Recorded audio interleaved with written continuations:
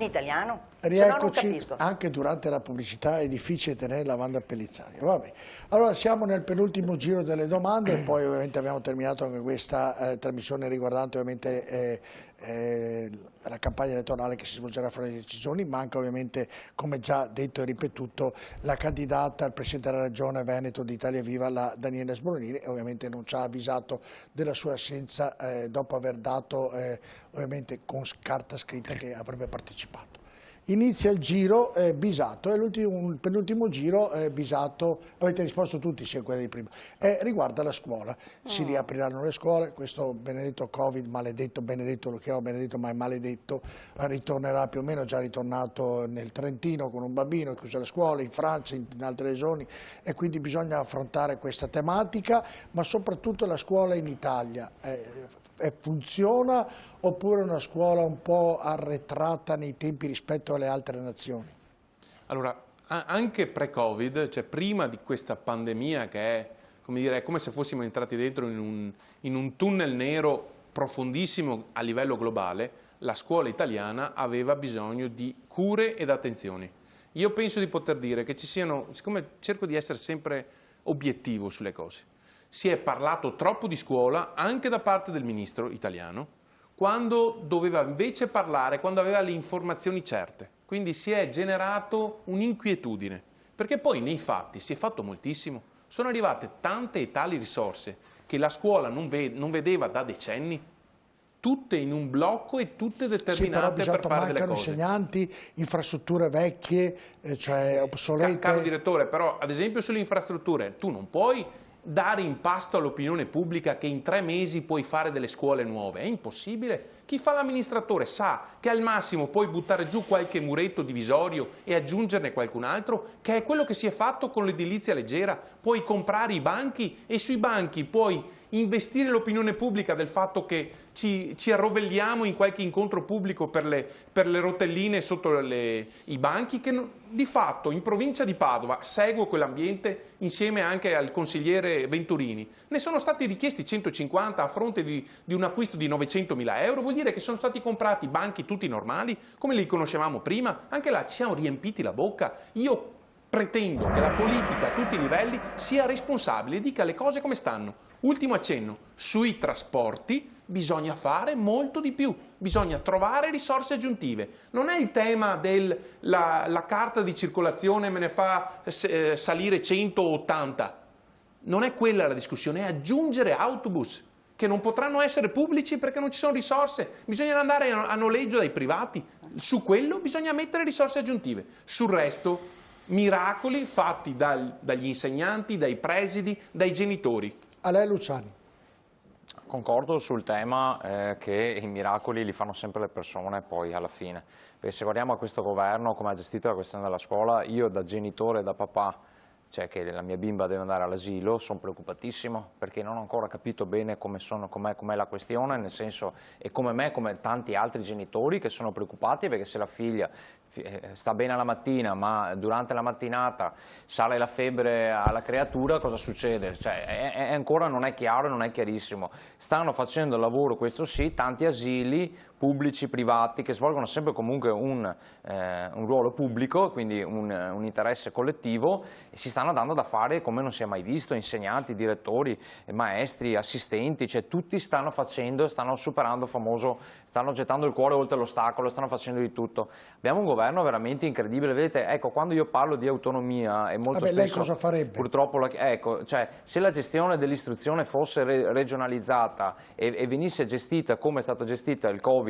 nella nostra regione, sarei un po' meno preoccupato, possiamo dirlo o no? E invece vedere che da Roma arrivano questi messaggi, un giorno una roba, un altro ancora, mascherina sì, mascherina no, le abbiamo viste tutte queste robe qua, no? Allora mettiamoci nei panni dei cittadini, cioè sono preoccupati, preoccupatissimi, magari non c'è nessuna ragione, però capite che quando vengono trasmessi alcuni messaggi, a volte contrastanti uno all'opposto dell'altro, si fa fatica. Cosa dobbiamo fare? Certo, ha ragione, concordo con Bisato, dobbiamo investire di di più sul trasporto, ad esempio. Dobbiamo dare la possibilità e garanzia che i nostri ragazzi e i nostri figli riescano a recarsi a scuola magari con dei mezzi, magari dei mezzi elettrici, invece che usare sempre i mezzi come si è iniziato a fare nel Veneto, cioè cominciare a trovare anche sul trasporto dei mezzi un po' più leggeri che consentano di far arrivare meglio i nostri ragazzi in sicurezza. Wanda Pellizzari. Beh, questo è un argomento molto molto delicato, allora ci si chiede quali sarebbero i nostri progetti, ma non siamo noi a governare in questo momento e quindi dobbiamo assolutamente addossare la colpa di quello che sta accadendo. Io non dico bene, male, no, avevate mesi per preparare l'inizio delle scuole, mesi, avete perso tempo. Quando va bene è sempre merito della regione, quando va male è sempre colpa dello Stato. Non se ne direttore, mi lasci finire, se no mi aggiunge il tempo.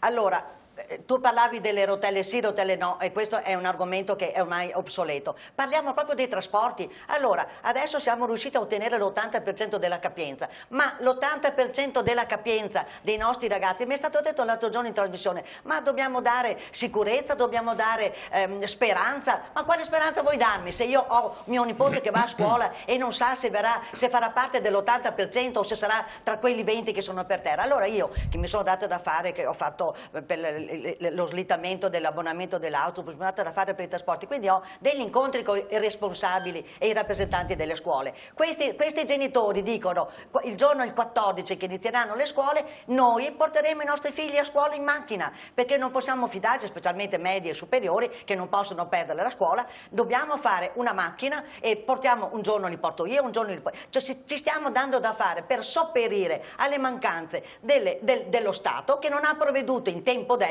a programmare un trasporto che possa essere definito tale. Non c'è un trasporto e mi dite ma quelli supplementari non ci sono i soldi, e cosa fa quel 20% che rimane a terra? Quel 20% che rimane a terra deve essere trasportato dai genitori. Vedremo cosa succederà il 14 di settembre. Tempo recuperato. Traffico. Elisa Venturini. Allora, tutta l'estate ci siamo impegnati come amministratori locali, quindi come sindaci e come rappresentanti della provincia, insieme alla regione, insieme all'ufficio scolastico regionale, per cercare di dare attuazione alle linee guida che il governo ha impartito in base anche alle indicazioni del Comitato Tecnico Scientifico. E c'è la buona volontà da parte di tutti perché l'obiettivo è quello di ripartire e di permettere ai ragazzi e ai bambini di ritornare a scuola e ai genitori di poter essere tranquilli e andare a lavorare. Ora, obiettivamente ci saranno delle scuole che riusciranno a garantire il servizio perché gli spazi ci sono, perché ci sarà il personale docente. In alcuni casi si sarà in sofferenza e in difficoltà. Allora io dico, da parte del governo centrale ci doveva essere comunque una valutazione dei casi in cui non è possibile il fatto che ci sia la presenza dei ragazzi a scuola perché manca il personale docente, perché gli spazi non sono adeguati. In che maniera? Valutando ad esempio la didattica a distanza, cercando di capire cosa possono fare i genitori nel caso in cui appunto viene applicata la didattica a distanza, che cosa succede nel caso in cui i bambini magari presentano dei sintomi per cui i genitori devono rimanere a casa, che cosa si fa a livello lavorativo. Cioè dovrebbero essere state valutate tutte quelle ipotesi in cui si verificano dei casi concreti, perché si è partiti dal presupposto che il 14 riapriva la scuola a prescindere, lasciando quindi nel caos in grande difficoltà, nel caso in cui non viene disciplinato quello che succede esattamente. Quindi io dico la programmazione a livello del nostro Stato centrale è stata carente soprattutto per definire tutti gli aspetti che poi mettono nel caos le famiglie. Ecco, Flavio Pinton, ricordando che la settimana prossima all'inaugurazione della scuola verrà il Presidente della Repubblica proprio a Vo e quindi sarà una cerimonia importante che sarà ripresa anche da Rai 1 in diretta, e quindi l'inizio dell'anno scolastico vedrà il Presidente in quel paese dove è stato un po' l'epicentro del Covid. Prego Pinton per quanto riguarda le scuole. Io, se mi permette, però vorrei fare un intervento un pochino più netto. Bisogna che ci mettiamo d'accordo su quella che è l'apparente confusione creata dalla propaganda, soprattutto di un leader politico, e la reale confusione creata dalla Ministra. Le faccio degli esempi. Noi abbiamo sentito parlare, sempre dallo stesso leader politico di opposizione, di plexiglass sui banchi. Non c'è una sola dichiarazione della Ministra Azzolina, che è la fonte ufficiale, devo dire, sull'istruzione, che avesse mai parlato di plexiglass. È una invenzione che hanno fatto loro, ne abbiamo parlato per 2 mesi, si smentiva quotidianamente e adesso i plexiglass. Nome e Salvini. Se parliamo di banchi con le rotelle, abbiamo parlato un mese di sti banchi con le rotelle, poi le prime immagini dei banchi ordinati, ok, dei banchi che arrivano, nessuno di questi banchi ha le rotelle, ma sono 2 mesi che Salvini prende in giro la ministra perché avremo gli autoscontri nelle scuole. Propaganda pura.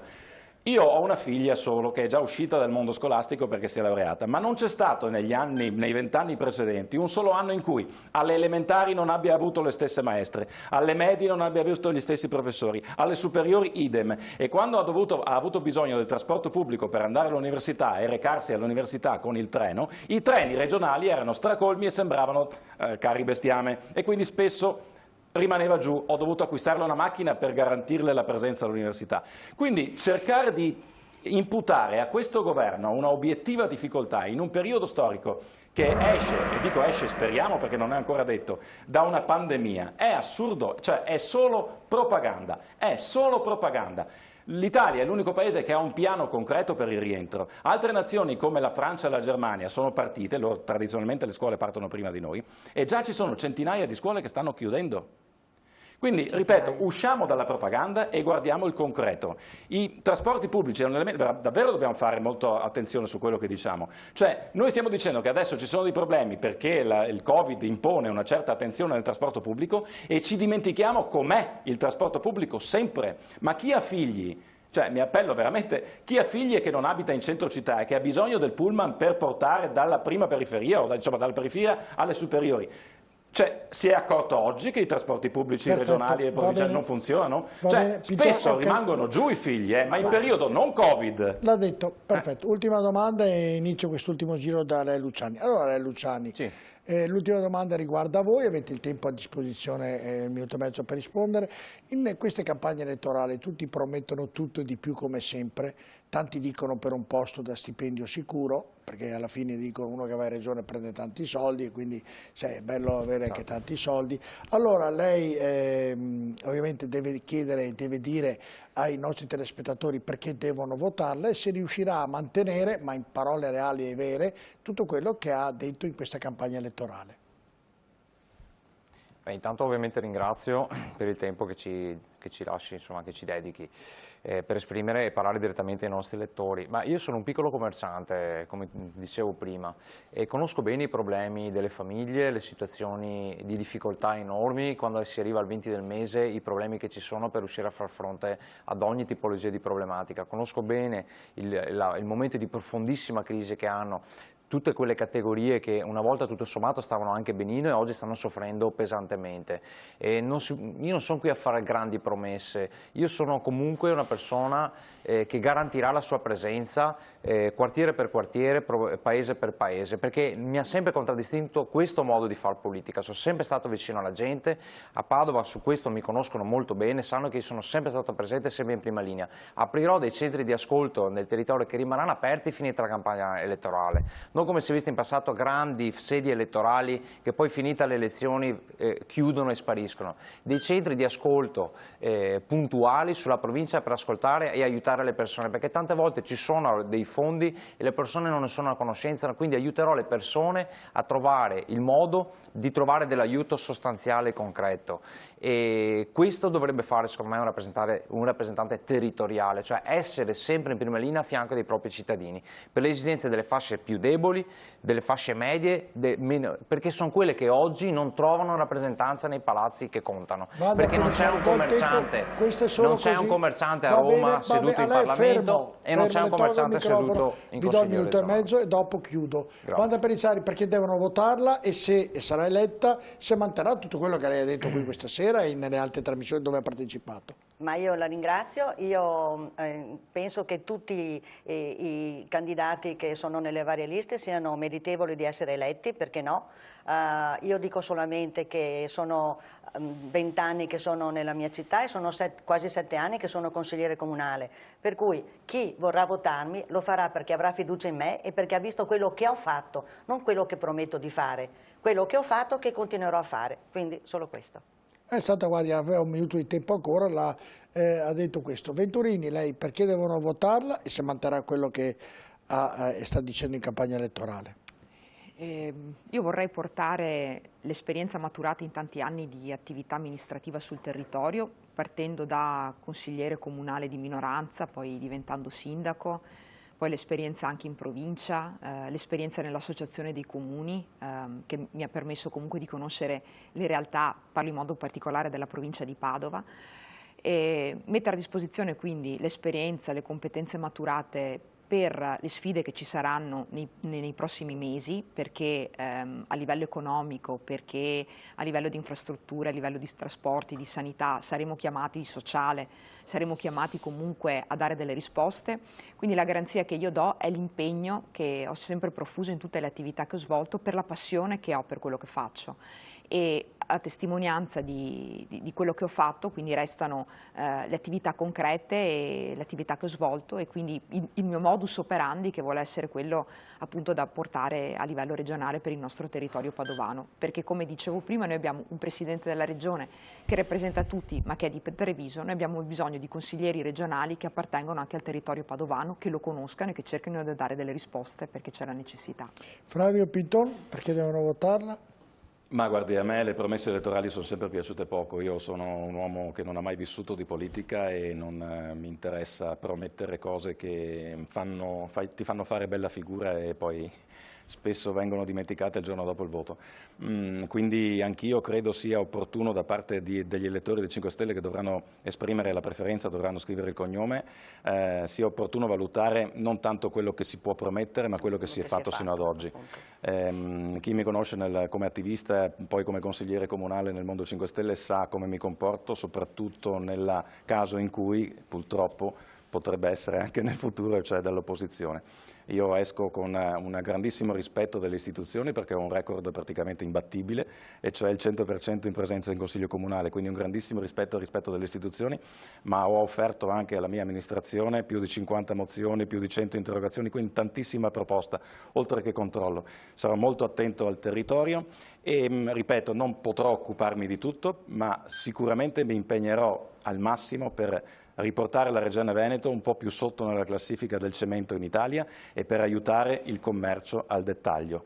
È un impegno che, anche se dall'opposizione, cercherò di mantenere il più possibile, rompendo le scatole in maniera determinante a chi governa la Regione o governerà. Bisato? Alessandro Bisato.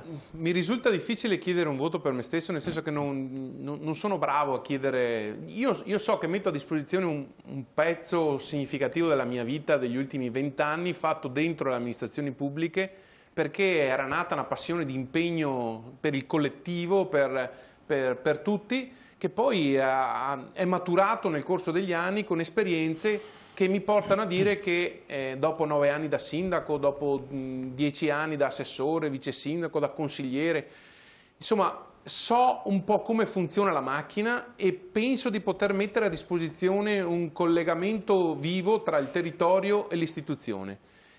So anche che potrei essere dalla parte opposta a chi è maggioranza, ma ho cercato di dimostrare in questi anni che la mediazione in politica non è un disvalore, è un qualcosa che può premiare, non personalmente ma tutti, se è fatto per raggiungere degli obiettivi.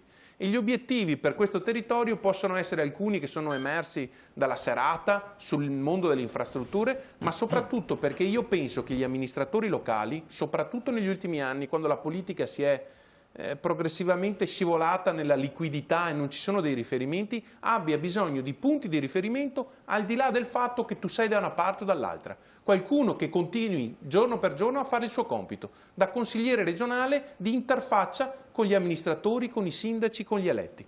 Questo lo metto a disposizione. Perfetto, siamo arrivati in conclusione. Ovviamente prima di salutarvi, ovviamente i complimenti li faccio a tutti perché avete fatto tutti gli auguri di una pronta guarigione ad Arturo Lorenzoni, candidato del PD per queste elezioni regionali, colpito dal Covid, quindi un bocca al lupo anche da parte mia al Presidente, al candidato Presidente della Regione Arturo Lorenzoni. Ringrazio quindi Luigi Alessandro Bisato, del candidato consigliere del Partito Democratico per Arturo Lorenzoni, che è stato qui. Ringrazio Alain Luciani, candidato consigliere per Zaia Presidente, grazie di essere con noi. Ringrazio Wanda Pellizzari, che lei è candidata consigliere per Liga Veneta, Luca Zaia Presidente. Grazie anche a Elisa Venturini, candidata consigliere Forza Italia per Luca Zaia Presidente, e anche a Flavio Pinton, candidato consigliere Movimento 5 Stelle per Enrico Cappelletti, Presidente. Buonanotte Grazie a tutti, bocca al lupo, vinca il migliore. Buonanotte. Questo programma è stato offerto da The Spar, Eurospar, Interspar. Da 60 anni. Il valore della scelta.